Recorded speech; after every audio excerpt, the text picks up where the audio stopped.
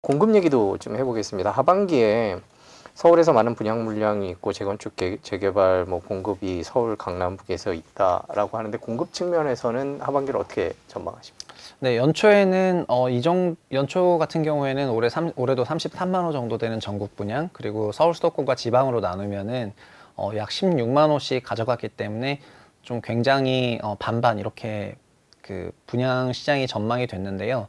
5월 누적으로 보면은 계획 대비해서 거의 3분의 1 토막으로 분양 시장이 올라오지 못했거든요. 그건 아시겠지만 미분양이 늘어났기 네. 때문이고, 특히 근데 미분양이 늘어난 부분을 해결하는 과정에서 서울과 수도권 일부의 그 돈들이 좀 몰리고 투자자들이 이쪽 시장을 둘러보도록 청약제도도 바꿨고 전매도 풀어줬고 여러 가지 규제 완화를 다 하다 보니까 지방 같은 경우에는 오히려 더 청약이 좀 미분양이 심화가 되고, 서울 수도권 일부 지역 같은 경우에는 굉장히 청약 호조로 이어지는 그런 양극화가 일어나기 시작을 했거든요.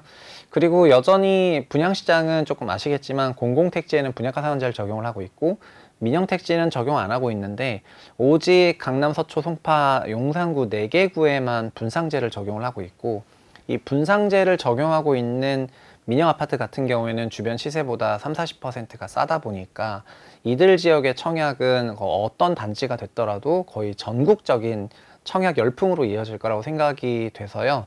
그래서 서울이라든가 수도권 요지, 그러니까 서울 근교 지역에 그런 청약은 당연히 이런 여러 가지 후광 속에 굉장히 우호적인 분위기에서 경쟁률도 조금 잘 나올 것 같은데, 지방 같은 경우에는 올해 16만 호 계획을 하고 있는데 체감상으로는 거의 그 중에 한 절반 정도밖에 분양을 하지 못하지 않을까? 조금 이런 생각이고, 올해는 그래서 33만이 아니라 저희가 금융위기 때도 한 20만 호 언더로 분양을 했었거든요. 그래서 올해는 한 20만 호 조금 안 되는 숫자로 그렇게 분양을 하고 주택 공급량이 조금 감소할 것 같습니다. 네.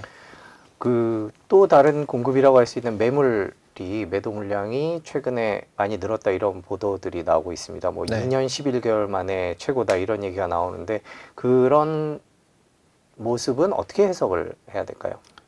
그거는 사실은 너무나 당연한 현상이라고 저는 생각을 하고 있는데, 그 금리가 낮다가 금리가 높아지게 됐을 때에 거의 모든 문제들이 동시다발적으로 생기는데, 그 동시다발적으로 생기는 많은 현상들의 한 단면일 뿐인 것 같습니다.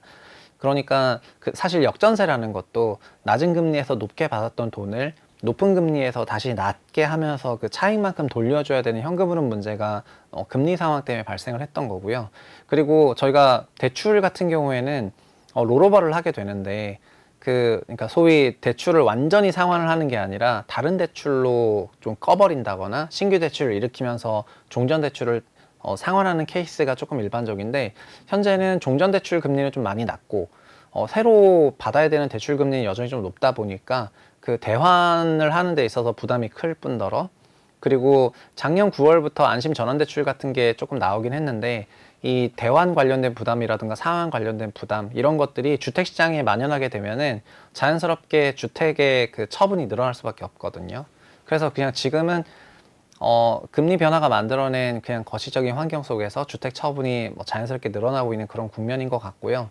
거기서 이제 임대차 문제까지 겪게 되면 그게 역전세 문제가 되는 거고, 그래서 지금 매도 물량이 만약에 쌓이게 되면은 이게 소위 그 매도 오버행, 과도에서 계속해서 팔 물건들이 위에 쌓이게 되면은 이게 상승을 조금 막게 되는 요인으로 작용을 하게 되잖아요.